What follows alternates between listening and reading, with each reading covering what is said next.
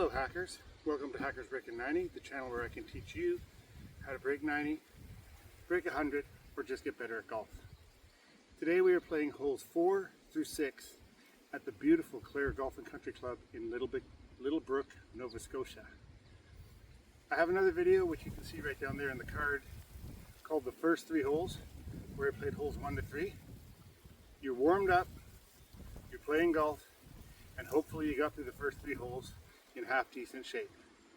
But now you're really playing, and you want to do decently bogey golf through the next 3 holes, which are pretty tough. So it's time to kind of hone in on your game and get serious. My goal here is to get through in bogey or 1 over bogey, and I'll be happy, because the scoring holes on this course are later in the round, and that's an important mindset to keep with yourself. Is when am I surviving and when am I going for it? Next 3 holes we're going to survive, and I'll show you how. So let's get into it. Par 3, 100 yards, there's water in the middle. If you hit a shot, the water's not really in play. 100 yards is a pitching wedge for me, a perfect pitching wedge. The only thing to keep in mind is that the wind is howling today. So I'm going to be aiming right a lot because the wind is blowing in that direction. The other thing to consider on this hole, and any hole that you play, is what's around the green. Well, on both sides of the pin are trees that I don't really want to be in. They're not ugly, you can get out, but it's not fun. So I would prefer to be a little bit short. So a pitching wedge in the wind is going to go 90-95 yards, should put me on the front of the green or thereabouts. And if I really smoke it, I'll be near the green, near the pin. So let's try it. Now, I talk about this often. When you're hitting a club that's not a driver off of the tee, put it on a tee, but tee it low. Low enough to take the ground out of your mind, but not high enough that it actually changes the shot. So let's hit a ball.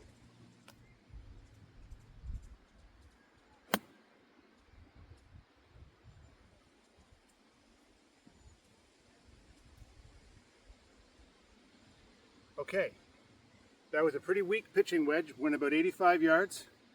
It's short of the green on the right. Not a particularly great shot, but because I was aiming a little bit short, the trees are not in play now, and I'm looking at an uphill chip, which is what you always want. So let's go check it out.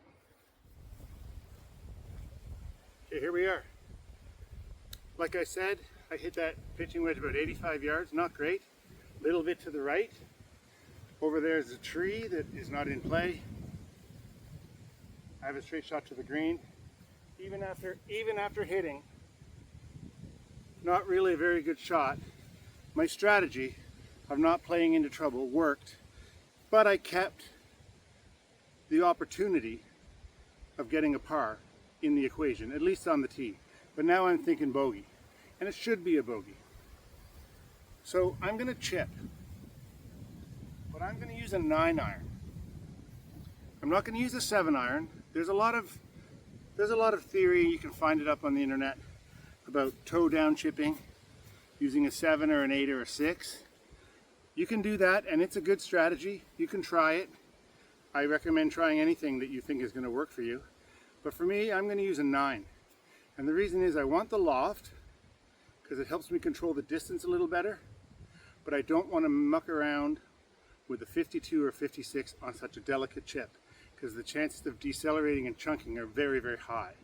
So I'm going to go to a normal golf club that's not a hard attack wedge, and just do a nice easy putting stroke and get it up there somewhere around 10 feet would be very, very good.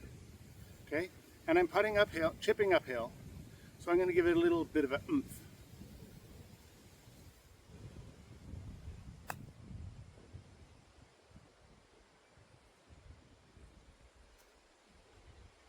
So that rolled up. I'm about 8 to 10 feet short. I could have hit it harder, but I'm okay, putting uphill. And as you could see, with such a small motion, with a normal lofted club, not a 52 or a 56, so my chances of chunking went away. and I control the distance okay. Now I need a 2-putt for a bogey. So let's try that. Okay, here I am. I'm about, I don't know, 9 or 10 feet. Even I can 2-putt from here. Certainly you can. This putt is breaking hard right to left. I'm not even thinking about making it. I'm thinking about getting it inside of 2 feet. If it goes in, bonus. But I'm going to cozy it up and get out with my bogey because the next hole is tough.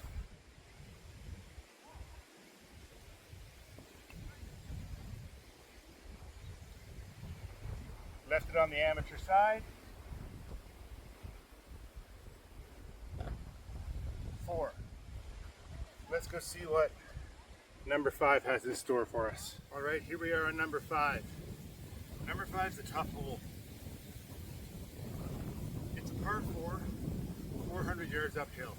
It's too tough of a hole for this golf course, and it should be a par 5, but it's a par 4.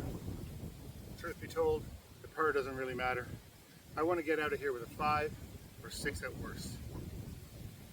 If you've been following, I'm at bogey after 4 holes, which is okay. I'm still in the game. Now, looking down at this shot, it's a big wide fairway. It goes from that tree to way behind me. It's big.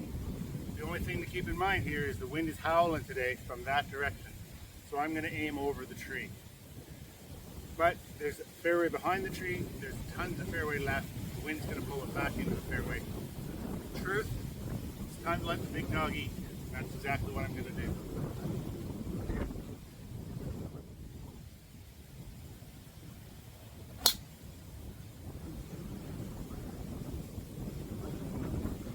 Now, I sliced that ball. That wasn't a particularly good drive at all, actually. I sliced it enough that it actually cut through the wind a little bit. But because the wind is howling and the fairway is so big, I'm on the right-hand side of the fairway or possibly just the first cut. So it's okay. That's a situation, even though I do preach conservative golf, that's a situation where you need to let it rip and you need to look for those opportunities when you play because there's not too many. But that was one of them, and even though I made a pretty bad mistake, I should be okay. So let's go check it out. Okay, here I am. I hit that drive about 160 yards. A bad slice up against the wind. The wind killed the distance and it wasn't a good shot to start with. So I'm 240 yards from the pin on a par 4. Now what am I doing? Well, this is pretty fundamental if you're thinking about breaking 100 or breaking 90. You got to take what you're given. This is the tough part of the course, and I'm going to live with what happened. I could take my 3-wood, which I will do in a second. I'll take 2 shots here, but I'm going to play a 6-iron. This is my real shot. The second shot's going to be for fun if I happen to have that shot in my bag. 6-iron is going to go about 140 yards or so into that wind and should leave me at around the 100 stake. That's the hope. So let's do that.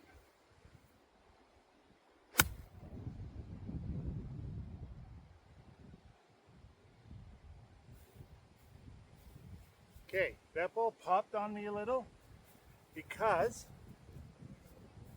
it's an uphill lie. So those pop naturally, and I truly didn't take that into consideration, so that was a bit of a mental error.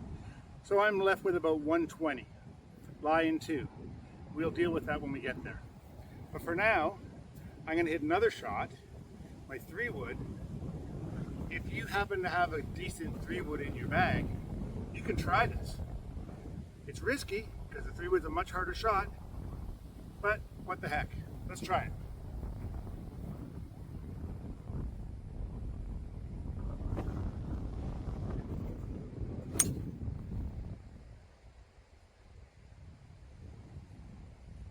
That went pretty good. That's probably 30 yards further than my 6-iron. And the wind helped me there because I sliced that ball. But that should be a good shot too. I can hit a half decent 3-wood, so sometimes I'll take that. But not very often in this situation. because the risk of duffing it on an uphill lie, the risk of slicing it into the trees is too high for a situation on a golf hole where I'm already in a little bit of peril. So I decided to go with a 6-iron, and I'm really playing for double bogey now, which is just fine. Let's get up and check what's going on. Okay, here I am. You can see the 100 stake, so I'm about 120. The wind is going to cost me about 10 yards or a full club, and it's uphill. And that means that when I hit the ball, it's probably going to pop up. That's another video that I'll talk to you about, but just that's the thing to know. When you have an uphill lie, the ball is going to pop, and it's not going to go as far as you think. So even though this would be a 9-iron for me, I'm going to take a 7. Pins at the back, wind is sort of kind of in my face, and it's an uphill lie. So those are 3 things that I think about before I've even addressed the ball. So what are they? Uphill lie, 1 club wind, pins at the back. So 2 clubs, and that's what I'm going to do. I'm not too worried about going over, it's not ugly back there.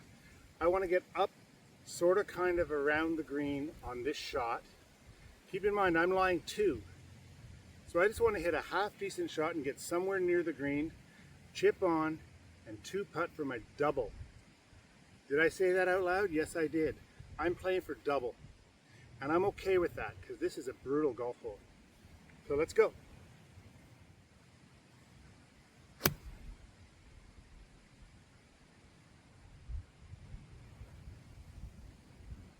So I pulled that. That's about pin high. Pin high in 3 on a par 4, on a par 4, which I am playing to get a 6.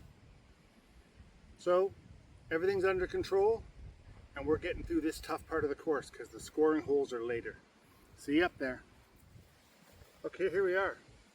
That was a pretty good shot. Now I'm pin high with a chip. I'm short-sided. So I'm going to take a second here. When you're short-sided, it's going to leap into your head to take a 56 or a 60-degree wedge and do a big Mickelson flop, and it lands like a butterfly with sore feet and trickles down by the hole. I never do that. That's too dangerous. I have a friend who says that his 60-degree wedge either goes 6 yards or 160. We're going to take a pitching wedge.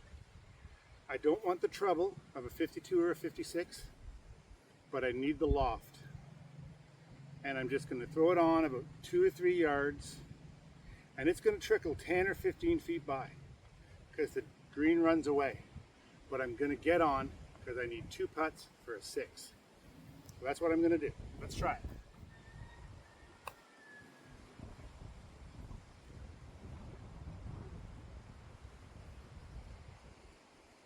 So that ball just trickled on. I flirted with the edge, and I shouldn't have, and it turned out okay. I'm only about 4 or 5 feet. But let me tell you, that was pure luck. I did swing hard enough that I wasn't going to leave it short, but I didn't really swing hard enough to take the trouble out of play. I just caught an awesome break. And sometimes that happens. So let's go try and make a putt. Okay, I'm going to say it. That was a great chip. Lucky, but turned out fantastically. So I'm going to take the good with the bad and try and make a putt for a bogey. Now, before I do, this green runs. If I miss this putt, if I try to hit it with authority, that ball will run 9 feet by, and I can't deal with that. I am still okay with my 6. I would love a 5. Let's see.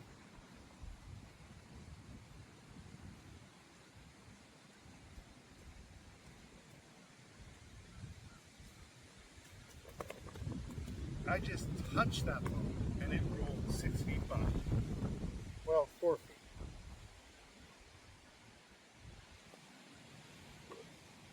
And there we go. 6. I don't know about you, but I am emotionally exhausted from that golf hole. But there's a big lesson in there. From the drive, given the hole, Given the wind, in my brain I was like, I want to get a 6. I could have had a 5 because I caught a break, but I took my 6 and I am delighted. Off to number 6, which is a scoring hole, and I've been waiting for it for about an hour. See you there. All right, here I am on number 6, probably the first scoring hole on this course. Number 4 is not too bad, 100-yard par 3. I guess you could score there as well.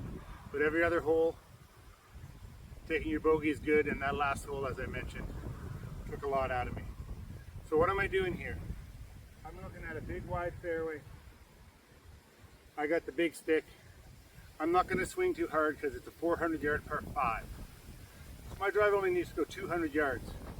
And I'm 200 yards out with 2 shots to get there. Now, the wind is blowing, so this drive might only go 180, and I'm okay with it. Now here's a tip. If you're hitting into the wind, if it's breezy, swing easy. If you draw the ball, it's going to hook. If you fade the ball, it's going to slice. Guaranteed. You or I do not have the kind of swing speed to cut through the wind. So as soon as it loses pace at about 100 yards, the wind's going to grab it and push it in the direction that it's spinning. And for me, it's going to make a big slice. So I'm going to aim down the left. Aim down the left and let it bring it back into play. Might go 200, might go 180, but it's only 400 yards and I have 3 shots to get there. And unlike the first 5 holes, I'm thinking par.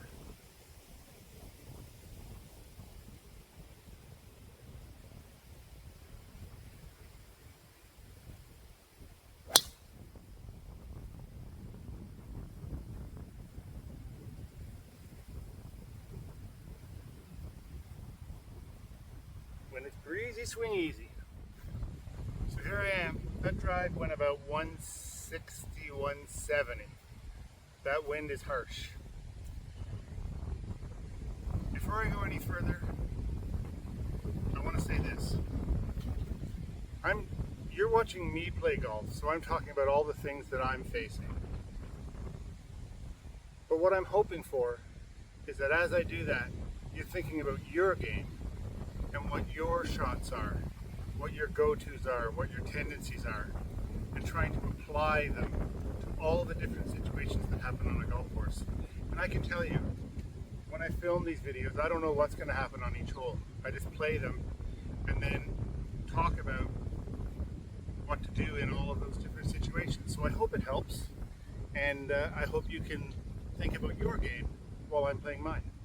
Okay, here we are, 160 yards, 170 maybe. All of a sudden, this scoring hole has turned into a tougher hole because I'm 240. And it's a par 5, so I can still make a par. I'm still thinking par, but I don't want to get too crazy. I am going to use 3-wood, and the reason is I have a great lie in the middle of the fairway. It's a big wide expanse. There's a couple of bunkers, but they're only at about 80 yards, and I don't think they're in play. I still have to deal with the wind, so I'm going to hit it over to the left and let the wind push it back. I'm going to swing easy. But I'm taking a chance with my 3-wood. And I'm taking a chance because this is a hole that I want to score on. And there's not that many opportunities on this course to score. And I want that.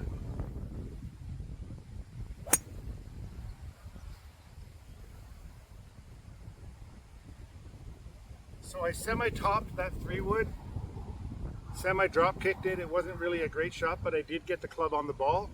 I'm guessing it went 150 or 160 yards, which should leave me inside the 100 stake. And we'll see how it does from there. I think I can get on, and I want to get on. So we'll see up there. Here I am in two okay shots. My drive was pretty good. My 3-wood was pretty average. So I'm about 80 yards from the pin, 80 yards from the center of the green. Line 2, still thinking par. The wind is blowing, so I'd usually take a 52 from here, but I'm going to go approach wedge because it's full club wind. And it's sort of kind of blowing from the side, so I am going to aim a little bit to the left. Other than that, it's a normal golf shot. I'm going to give the wind some credit to blow it that way, but not too much. I tend to find the wind does a little bit less on the shorter shots than it does on the drives. The drives it destroys. So I'm going to aim about 10 feet to the left of the pin, and if the wind blows the ball 10 feet, I'm gold. If it blows the ball 20 feet, I'm 10 feet on the other side of the pin. If the wind does nothing, I'm 10 feet on the left. So it's kind of good news all around, even though I am getting a little bit tired of the wind, to be truthful. So let's just hit this normal approach wedge to deal with the one club headwind and give it a little credence blowing that way. Other than that, straightforward normal A wedge, which is kind of a go-to club for me, and I hope it is for you too.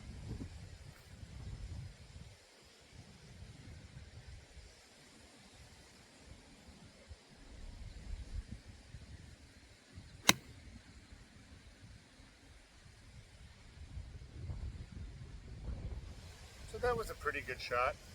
You know, I'm on the front of the green. The wind ate it. But I'm putting, I'm going to say I'm 20 feet. 20 feet for a birdie. My first birdie putt of the day, maybe my only birdie putt of the day. But I'm not thinking birdie, I'm thinking par, and I think I have a good chance, even though there has been emotional toil on this last two holes. I'll see you up there.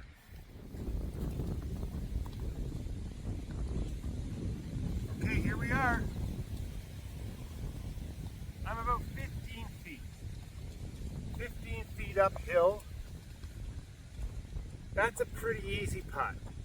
Not an easy putt to make, but an easy two putt. And that's all I want. That par that I haven't made yet, which the golf gods probably heard me say that, this par that I could make would offset the double bogey that I made on the last hole.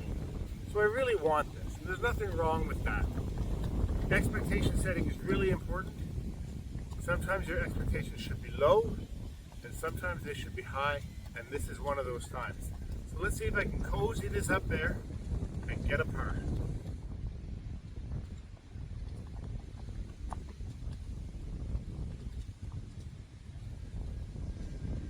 There it is.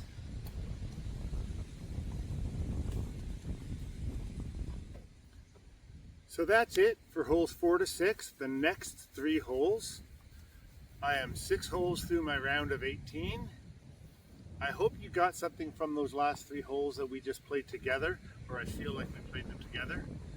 There's a lot of lessons today. The wind surprised me how much I had to deal with that and how much I talked about it, but it is a factor that you're going to have to live with, especially I live on the East Coast. It happens all the time. But the real lesson for trying to break 100 or break 90 is you've got to take what you're given. And that's kind of what I did today. I got through those 3 holes in bogey. And number 5 was a chore. But I did it. And now I'm through the toughest part of the course, and it's on to the scoring holes, which will be the next 3 holes in a different video. I hope you enjoyed it. I hope you're playing golf today, and happy shooting.